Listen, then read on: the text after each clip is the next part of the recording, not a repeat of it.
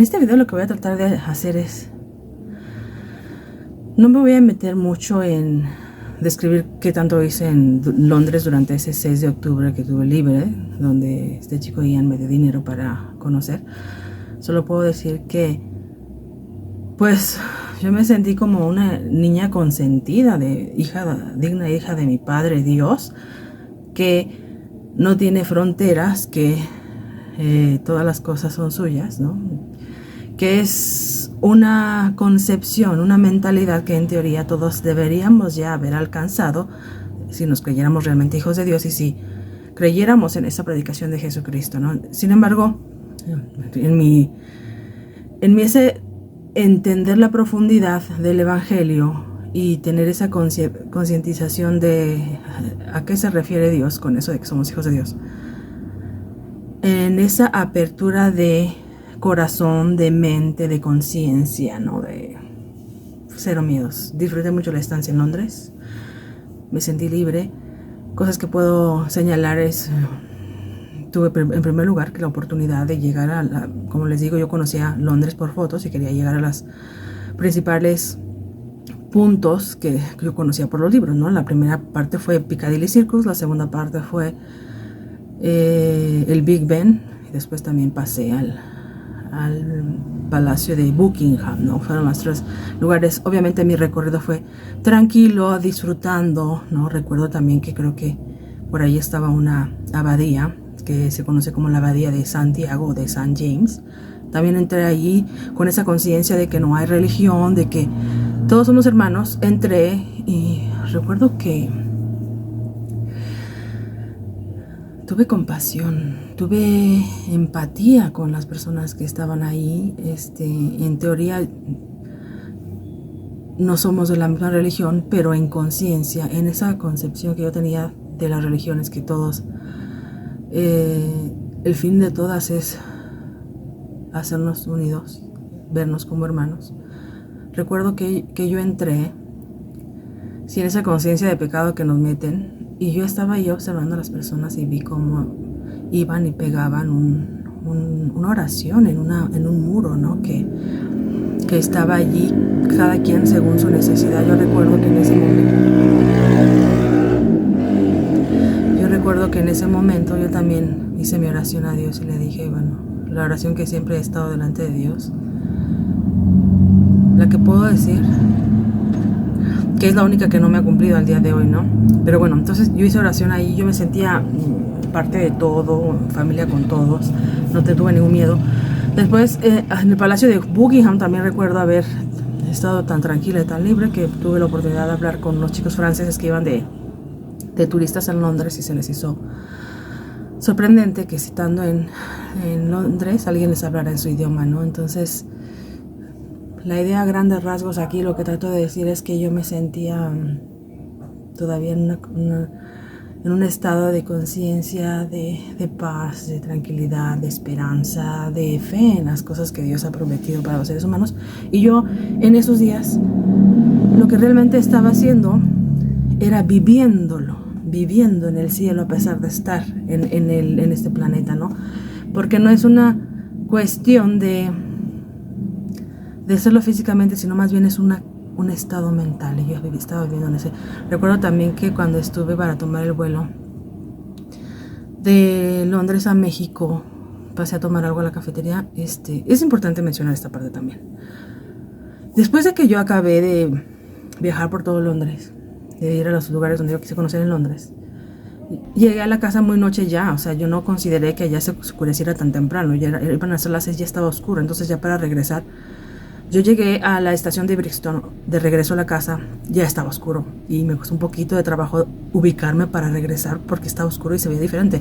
Y aparte estaba un poco estresada porque pues, era una ciudad extraña y estaba oscuro. Bueno, lo importante es que llegué noche y él ya estaba en su casa, Ian, y él muy amable, recuerdo que pues, se puso a cocinar, ¿no? Cocinó para los dos, hizo un espagueti, pues a la boloñesa, que a grandes rasgos es carne molida con jitomate y vacías la salsa en el espagueti ya cocido. No era cosa difícil. Pero recuerdo que él hizo la cena y cenamos juntos, ¿no? Y él, aparte de cena, también me comió un yogur. No suelo cenar tan pesado, pero él fue lo que hizo de cenar. Y eso es lo que cenamos en Londres. Yo recuerdo que le quise regresar todo el cambio de lo que me había sobrado, del dinero que me había dado, porque la verdad yo no quise abusar. Yo no quise gastar de más y yo hice los gastos específicos del pasaje. Creo que ni siquiera comí con el dinero que me dio. A pesar de que estuve todo el día en la calle, yo creo que lo que comí fue un bollo, porque como me dio dos la señora, en la cena comí en el avión, en el avión de Madrid a Londres, y ya estando en Londres pasé tiempo en migración, llegando ahí en la casa, nos metimos a dormir, o sea, no recuerdo haber cenado nada, yo solamente recuerdo que no quise gastar dinero para comer en Londres, y llegué a la casa a cenar como eso de las 7, ¿no? Ya. Y él había hecho espagueti, comimos espagueti ahí y un yogur. Entonces estaba tranquila, yo le regresé, le dije, bueno, todo ese es el dinero que me sobró, yo te agradezco mucho toda tu hospitalidad y aquí te doy el dinero de regreso. Y él no me lo aceptó, me dijo, no, quédatelo, para algo te debe servir. Entonces me lo guardé el dinero porque él no me lo recibió de regreso. Recuerdo que esa vez también él, pues me quería presentar con sus amigos, ¿no?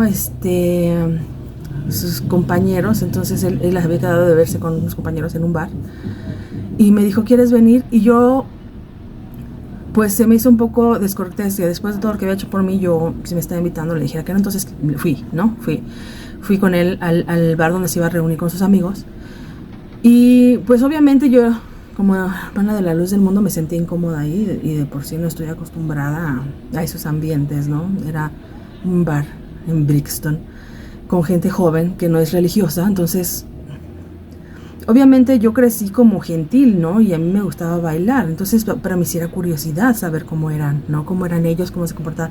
Recuerdo que ahí vi una chica inglesa que sin ninguna pena estaba bailando ahí en medio del bar, tranquila, ¿no? Como una chica normal, quizás hasta habría tomado algo de alcohol, no sé, pero estaba bailando y a mí me gustaba cómo bailaba, ¿no? O sea, de hecho me aprendí los pasos que ella estaba haciendo en ese tipo de baile, no sé si es, pues un poco de rock lento, no sé, un poco de rock lento, pero yo estaba ahí viendo y las luces y él estando aquí esperando a sus compañeros, no supe si eran hombres o mujeres, yo creo que era un grupo en general, ¿no? Mixto, pero no estaba yo acostumbrada a eso. Él pidió algo de tomar, yo pedí un jugo de naranja, ¿no? Y recuerdo que el solo olor del cigarro me empezó a hacer que me doliera la cabeza. Me empecé a sentir mareada, me empecé a doler la cabeza y yo me empecé a sentir incómoda porque por si no estaba acostumbrada a estos ambientes, ¿no? Entonces yo le dije, mira, es que pues sí me estoy sintiendo incómoda, no estoy acostumbrada al tabaco, y es un hecho que cuando tú no creces en ese ambiente, pues eres un poco más sensible al humo del tabaco.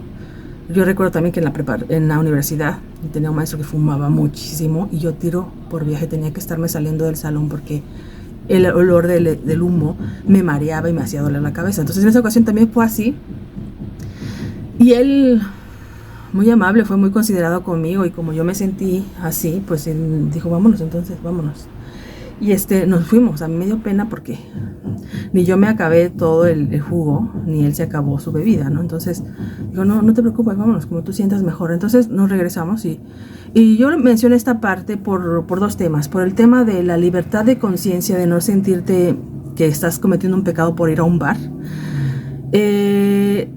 Lo menciono también por la expresión cultural de un barrio en Londres, expresión cultural natural, normal, de cómo vive la gente ahí en el día a día. Entonces, viéndolos a ellos así, es una parte conocida de Londres, ¿no? Entonces, es un aprendizaje, me lo llevé, no me sentí cómoda, pero también nos hace ver que él estuvo dispuesto a tener empatía por mí al renunciar a reunirse con sus compañeros porque yo le dije que me sentía mal de la cabeza, me dolía la cabeza por el olor, había mucho cigarro dentro del bar, ¿no? En aquella época.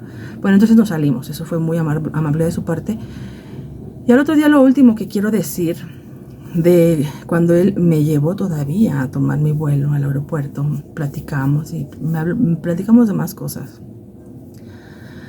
Y yo recuerdo algo que se me quedó mucho, que él dijo que cuando me preguntó cuántos años tenía, yo le dije que tenía 23 y me dijo, estás muy joven para estar tomando estos riesgos. Me dijo, ¿no? Entre lo que platicábamos mientras tomábamos un café ahí en el aeropuerto, que él, obviamente, él pagó. Me dijo, estás muy joven para tomar esos riesgos. Y ya le dije yo, bueno, pues no es algo que yo haga normalmente, no es algo que hago yo común. Y yo te agradezco que me hayas ayudado, la verdad me ha sacado de una prueba muy grande y platicamos, ¿no? Entonces cuando él me llevó a la puerta para esperar en la sala de espera de abordaje, recuerdo que me abrazó y me dijo, mientras estábamos abrazados, me dijo, no vuelvas a hacer algo así, no vuelvas a hacer algo como esto otra vez, o sea, como si fuera un padre o como un hermano mayor, no te arriesgues así de nuevo, me dijo. Y recuerdo que yo le dije, no te preocupes, no será necesario, ¿no? Porque obviamente yo estaba consciente de los riesgos, ¿no? Pero yo también estaba consciente que si no lo hacía de esta forma iba a ser muy poco probable que llamara la atención de Samuel como para que él quisiera recibirme cuando yo regresara a México, ¿no? Entonces, pero lo bueno que quiero mencionar de él es estas partes protectoras de aconsejarme no lo vuelvas a hacer, esto es peligroso y pues vete con cuidado, y yo le agradecí todo lo que me ayudó, ¿no? Entonces así acabó eso ahí. Recuerdo que ya estando adentro me encontré con unas chicas que pues eran dos chicas y me dijeron, oye, ¿y tú dónde te hospedaste? Porque de verdad está todo muy caro acá. ¿Cómo encontraste un lugar donde hospedarte? Y yo me quedé pensando y dentro de mí dije, si supieras que en realidad todas las cosas son nuestras y deberíamos de tener nosotros opciones donde quedarnos con nuestra familia, ¿no? Entonces yo le contesté ya, me quedé con un amigo, me quedé con un conocido, porque no les podía decir todo, ¿no? Pero ellas estaban preocupadas porque era difícil conseguir una habitación, era muy caro, y yo ahí le dije a Dios, no cabe duda que vivir siendo como tus hijos abre puertas, y ojalá todos tuviéramos esa mentalidad, ¿no? De que somos hermanos y de que debemos apoyarnos y abrirnos las puertas, ¿no? Cuando tenemos necesidad. Pero bueno, eso fue lo que a grandes rasgos viví allá, y obviamente pues subí al avión y llegar a la Ciudad de México. Como yo les digo, yo no tenía pensado regresar a mi casa, yo iba a lo que iba, ¿no? Entonces no iba llego a la Ciudad de México y me voy a mi casa desde ahí, no. Mi plan era ir a Guadalajara, y así lo hice, tal cual. Yo no avisé a mi casa que ya estaba de regreso. Yo me fui, llegando al aeropuerto de la Ciudad de México, me fui a la terminal de autobuses. Obviamente con el dinero que me sobró de lo que Ian me dio, lo cambié en donde se cambian las divisas en el aeropuerto, lo cambié por los pesos que yo necesitaba para llegar a Guadalajara. Era muy poco ya lo que quedaba. Obviamente las monedas no te las cambian, y los billetes que yo tenía de sobra de lo que me había dado Ian no alcanzaban para comprar un autobús para Guadalajara. Entonces, sí, llegando al autobús, a la estación de autobuses de la Ciudad de México para ir a Guadalajara, yo ahí sí me puse a pedir a la gente que me apoyara. Me llevó mucho tiempo, pero sí a completar, aunque sea para un autobús de esos guajoloteros que se van parando por todos lados y donde van de todo tipo de personas, ¿no? Entonces de eso agarré para llegar a Guadalajara, y sí, llegué a Guadalajara afortunadamente con la ayuda de las personas, ¿no? Y qué bueno que pasó lo de Londres, porque era como agarrar fuerzas o agarrar motivación y ánimo para lo que se venía, porque obviamente yo me estaba proponiendo a embarcarme en una batalla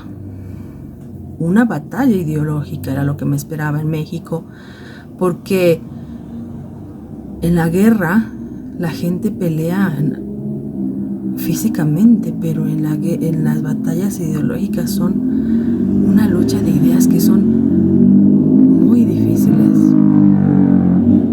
Debatir es un ejercicio intelectual muy pesado, muy cansado, requiere de mucha energía y que requiere de mucho valor, de mucha paciencia, ¿no? Entonces lo que estaba yo proponiéndome hacer era muy difícil, y cuando yo llegué a Guadalajara, ya yo debo decir que tengo esa privilegio, ¿no?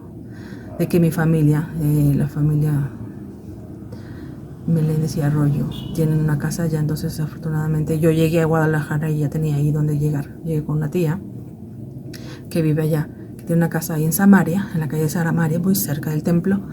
Y obviamente pues también como les digo, tengo familiares en la obra. Y uno de esos familiares que me ayudó, apenas se enteró que yo estaba aquí, y ella también estaba aquí, ella es del cuerpo ministerial. Me vieron, hablé con ella y yo le dije a ella que yo había regresado de España porque quería hablar con el siervo, con el apóstol, de algo muy importante que me ha pasado en España, ¿no? Le dije así a mi tía, que era del cuerpo ministerial. Tía se llama Estela González, ¿no? Ella, sobrina de una persona de la cúpula que ahora ya durmió, como dirían en la iglesia, pero que en aquella época era un pastor. No solo pastor, era un pastor doctor en ortodoxia, ¿no? O sea, de los que más conocen de la Biblia. Entonces, le dije a ella, y ella me dijo que me iba a ayudar a que me recibiera, y que esta fue la idea que a mí me dieron. Ella hizo sus cosas, o sea, ya cuando yo le dije que yo necesitaba hablar con él, ella hizo sus cosas, y cuando regresó dijo que me iba a recibir. Y tan dijo que me iba a recibir el apóstol, que ella, con todo el respeto que ella le tiene al apóstol, pues no me iba a presentar como yo venía de harapienta, podemos decirlo así, desde Londres, porque yo nunca he sido una persona que usa ropa fina, nunca he sido una persona que ha buscado mucho la ropa, o sea, ostentosa. Yo siempre me he vestido muy sencillamente, y esa no era una excepción. Cuando yo regresé a España, yo no llegué vistiendo de marca, ni tampoco con ropa fina, es más, mi ropa era muy, muy modesta. Entonces, ella cuando me vio, y hasta me trajo ella un traje, me tuvo ella que prestar de su hija, que es mi prima. Pues obviamente éramos de la misma medida, somos casi de la misma estatura. Mi prima Cecia Arroyo, ella era mi prima, y bueno, es mi prima, bueno, aunque no me hablen.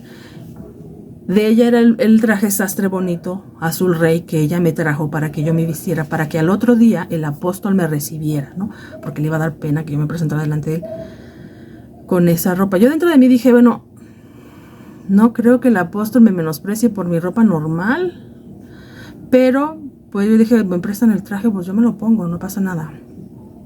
Y sí me lo prestó. Yo quiero aquí muy puntual y muy enérgicamente decir, Estela González es súper fiel a los Joaquín y a la iglesia. Cuando ella cuando ella intentaría ayudarme para que el apóstol me recibiera en una audiencia, lo hizo con la mejor intención para el apóstol, porque ella no sabía lo que yo le quería decir. Obviamente, si ella hubiera sabido lo que yo le quería decir, jamás me hubiera ayudado, ¿no? Entonces, igual, ella me proporcionó también la dirección de la casa para que yo mandara ahí cartas después, ¿no? Y pero aquí lo importante a decir es que ella, no es que ella esté a favor de mí, no es que ella esté de acuerdo conmigo, y lo digo porque después de lo que estuve hablando, obviamente vino pues una desconfianza de los Joaquín a toda la familia, como si pensaran que ellos me estaban manipulando, ¿no? O sea, como si pensaran que ellos eran parte de lo que yo estaba haciendo. Entonces, aquí, puntual, yo puse cerca de 38 videos antes de 39, para que ustedes entendieran todo el proceso que recorrí, y que no hubo otra persona que me metiera ideas ni que me manipulara a hacer cosas. Todo vino de mí, desde adentro y del espíritu, obviamente, si es que creemos que Dios habita y puso de nuestro espíritu. Punto importante para los hermanos la luz del mundo. Yo entendí después que Dios vive en todos los seres humanos en general, lo entendí en España, ¿no? Pero si ellos no creen que Dios viva en todos los seres humanos, porque Dios habita en todos lados, es simplemente lógica. Si no creen ellos que Dios vive en todos los seres humanos y que solo algunos se dejan guiar por Él y otros se dejan guiar por su carne, si ellos no creen eso, pues al menos que crean lo que ellos mismos dijeron y anotaron en un librito. El día 24 24 de julio de 1994 en la iglesia me dieron por espiritual. Entonces, si ustedes dicen que Dios habita en mí, pido por favor que sean lo suficientemente congruentes para decir que lo que me inspiró a hacer todo esto es el Espíritu de Dios que alguna vez ustedes testificaron que había dentro de mí. Entonces, ¿qué estoy tratando de decir? No. Estela González ni la familia Arroyo, nadie de ellos tuvo nada que ver con todo lo que yo hice. Yo los libero, yo testifico delante de quien sea necesario que nadie de ellos tuvo nada que ver con lo que yo pensaba y con lo que yo decía y con lo que yo clamaba y con lo que yo defendía. Ellos no me apoyaron, ellos ni siquiera me escucharon bien, o sea. Entonces, ellos no tienen la culpa. Ellos están totalmente fuera de esto. Y lo digo porque después vienen cosas difíciles para ellos por mi culpa, que ni siquiera fue por mi culpa, fue por la malicia de la gente que pensó que ellos estaban detrás de mí manipulándome, ¿no? O sea, lo digo así. Entonces, Estela González, mi tía, me ayudó para buscar una audiencia con Samuel a través de su tío, obispo, doctor en ortodoxia, el hermano Benjamín González, ¿no? Entonces, yo ese día me fui a la cama a dormir sabiendo que al día siguiente me iba a tener que bañar, me iba a tener que poner el bonito traje sastre azul rey que me prestaron para poderme por fin presentar delante del apóstol para hablar lo que había pasado en España, ¿no? Aquí hay que hacer un paréntesis muy grande que tiene que ver con esta parte de entrar a una batalla ideológica. Nosotros sabemos lo que son las revoluciones sociales. Son violentas y la gente trata de imponer al otro su voluntad por medio de la fuerza, ¿no? Esas revoluciones, si no se hacen desde la conciencia, generalmente duran poco o van seguidas de muchísima más violencia y al final la revolución no es realmente tal, ¿no? Cuando tú no convences de ideología a las personas y le impones las cosas por la fuerza, tu revolución va a ser aparente, ¿no? No va a ser realmente un cambio, nada más va a ser un aparentar que algo cambió, pero en realidad no cambia. Entonces yo siempre he estado que más que la violencia es el cambio de conciencia, ¿no? Entonces, cuando tú vas a guerra físicamente peleas con armas, pero cuando tú vas a guerras ideológicas son muy cansadas. Como yo les he dicho, a mí me gustan los debates. A mí me gusta debatir, llegar a la verdad, dedicarle tiempo a investigar y a tratar de entender cuál es la mejor parte, ¿no? Entonces, estoy acostumbrada a los debates. Entonces, venían momentos difíciles, ¿no? Yo no sabía qué iba a pasar el día siguiente después de hablar con Samuel y si estaba algo preocupada, pero principalmente porque a partir de ahí vinieron pues debates. Quien ha debatido sabe qué desgastante mentalmente y cuánta energía se pierde en ese tipo de cosas. Pero lo más difícil es cuando la otra persona no tiene intención de razonar y que todo su argumento y todo su convicción y todo su conocimiento y todo su ideología y toda su perspectiva está implantada de manera autoritaria y por dogma. Es decir, cuando la misma persona con la que vas a hablar y tratar de entender y debatir y que tratar de hacerle entender ideologías muy profundas, cuando esa persona, ni esa misma persona entiende por qué cree lo que cree, ¿no? Cuando ellos han recibido por dogma muchas ideas, es más difícil debatir porque ellos ya no tienen las herramientas para sustentar lo que creen. Esa es la peor forma de debatir. Esa es la gran lucha que yo me estaba proponiendo hacer. Imagínense esta parte. Luchar contra ideas falsas, preconcebidas, arraigadas y repetidas por mucho tiempo. Ideas que ni la misma gente entiende por qué las cree, pero que las defiende por un temor, por un miedo, por una ignorancia, porque el temor es fruto de la ignorancia. Entonces, Si tú crees algo y lo defiendes porque tienes miedo de que si no lo defiendes te va a ir mal, aunque no entiendes ni por qué, eso es más difícil para luchar porque ni ellos tienen las herramientas para luchar, para defender lo que creen. Entonces automáticamente prefieren huir a tratar de defender sus ideas. Se cierran, ¿no? Pero aquí el siguiente problema no era solo eso, es que cuando aparte de la ignorancia, aparte del dogma y el aferramiento a esta idea que está tan arraigada de tanto ser repetida, aunque no se entienda, pero aparte de eso le aumenta soberbia, es todavía más difícil debatir. ¿Por qué? Porque aparte de que no están dispuestos a escuchar tus razones, tus argumentos, te dicen con esa idea de autoridad, ¿no? Que tú estás mal, que tú estás confundida, ¿no? Tratan de alguna forma de gaslightarte o de sin demostrarlo, solamente por decirlo, decir estás mal. O no sé si me explico, no argumentan, ¿no? Es como solamente sueltan la frase, estás mal, porque el apóstol tiene toda la autoridad y todo lo que él diga es correcto por default, no por dogma, por definición.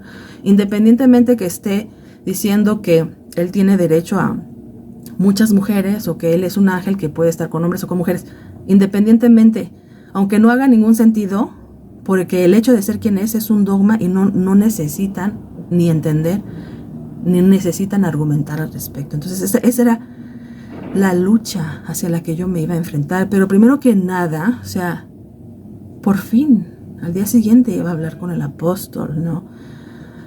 Por fin tenía ya listo el traje que me iba a poner para presentarme ante él. Y recuerdo que, pues yo sabía lo que le iba a decir, ¿no? Yo sabía que le iba a decir, yo sabía que iba a ser difícil, pero yo sabía que íbamos a estar los dos solos. Que así como muchas veces lo hice, escarbar hasta encontrar al ser humano, así escarbaría hasta encontrar al ser humano, más allá del ídolo que se había convertido, ¿no? Iba en lo profundo, tratar de que la palabra entrara hacia él. ¿Se acuerdan de Naamán cuando fue con David? Imagínense, ¿no? Cómo llegar hasta allá para que el rey, en lugar de ofenderse, se reconociera.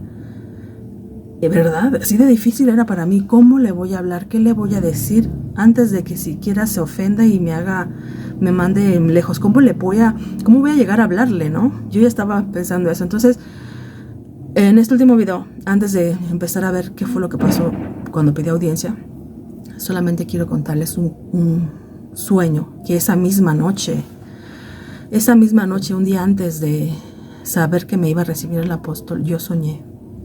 Y lo hago porque en la iglesia todos damos testimonios de nuestros sueños, ¿no? Tenemos derecho. Y este es un sueño real que pasó. Bueno, yo estaba en la parte de arriba de la casa de Samaria. Desde donde yo estaba, en la habitación un poquito afuera, había un balcón que daba hacia el templo. Y yo recuerdo que yo soñé que yo estaba justo en esa habitación. En mi sueño estaba justo en esa habitación. Y soñé que tocaban a mi puerta, donde me habían prestado la habitación para quedarme en lo que me recibía el apóstol. Tocaban a mi puerta.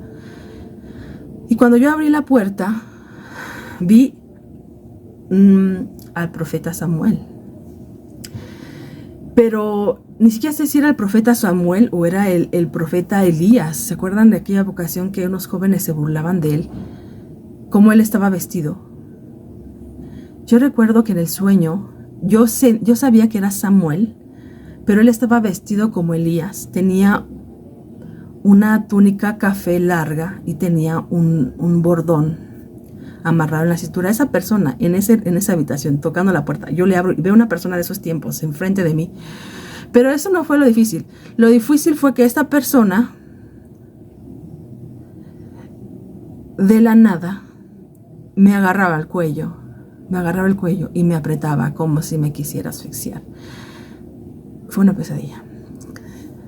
Me agarraba el cuello, me apretaba el cuello a tal forma de que poco a poco me iba agachando hacia el suelo, y de mis labios salían palabras indecibles, indescriptibles, como si estuviera hablando en lenguas, de manera que esa persona que estaba vestido como si fuera un profeta de aquellos tiempos. Esa persona me estaba ahorcando y yo estaba hablando palabras que no se entendían, ¿no?